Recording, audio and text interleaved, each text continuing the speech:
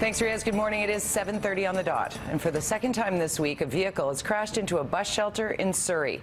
2 people are in hospital this morning. Greg Harper is standing by live at the scene with the details. Greg? Good morning, Jody. Well, this is actually a functioning bus stop here behind me this morning. Hard to believe after the accident yesterday. You could see it is a bus stop. It used to be a bus shelter. This was a horrific accident and scene here, and it happened just after 6 o'clock yesterday evening. That's when the driver of a white Corvette who was heading northbound on King George Boulevard somehow lost control, ended up driving onto the sidewalk, smashed into the fire hydrant, and then the bus shelter. There was a man waiting for the bus at the time. He was struck. The driver of the Corvette managed to get out of the vehicle, and he ran to a nearby taxi. Police were able to stop the taxi and took the man into custody. Alcohol is believed to be a factor. The man who was hit inside the bus shelter and a passenger in the Corvette, both were taken to hospital with serious injuries. A woman who lives nearby didn't see the accident, but she heard it. I got off the B line right here, the 98.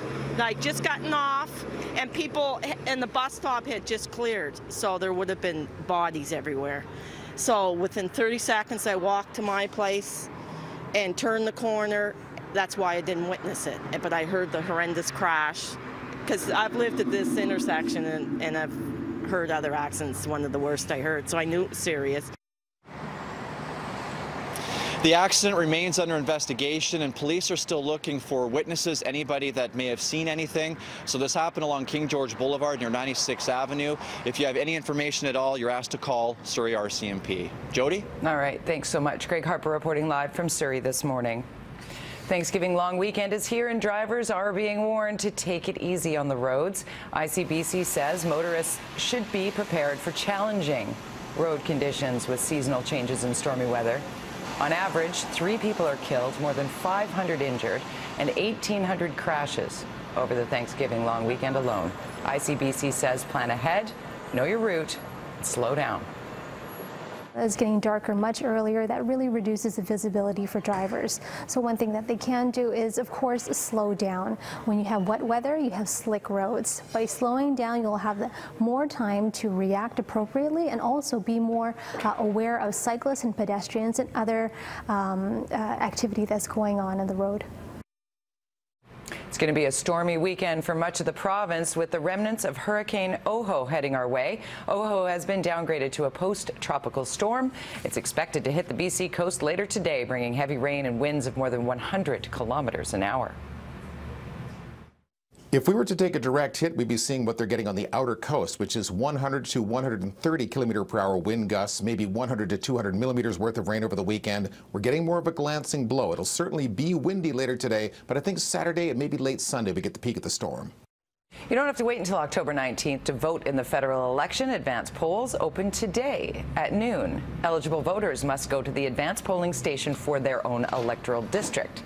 You can find it on your voter card or Elections Canada website. This year, advance polling will be done for 4 days instead of the usual 3 because of the long weekend. Advance polling stations open from noon until 8 p.m. up until Monday. The most important thing to remember is to bring authorized ID. So you have several options.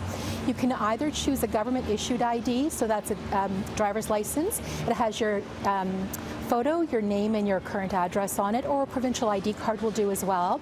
So that's government-issued. If you have one of those, you don't need to bring any other ID. That's the only thing you need to bring. Stephen Harper has several events scheduled in Vancouver today as his party prepares to unveil its full platform. NDP leader Tom Mulcair also unveiling his party's full platform. He will do so at an event in Montreal today. Liberal leader Justin Trudeau is in Toronto, while Green Party leader Elizabeth May is in Thunder Bay. Engage the world and change it. That's the message from Bill Nye, the science guy, as he receives an honorary degree at Simon Fraser University. Students were absolutely thrilled to see the man, the scientist and TV host that so many grew up watching. Bill Nye has always made a large effort to get young people interested in science and engineering. He also had this message for grads. Address climate change by running all of Canada on renewable energy, invent better batteries for electrical storage, and bring clean water and electricity to everyone on Earth in the next 15 years.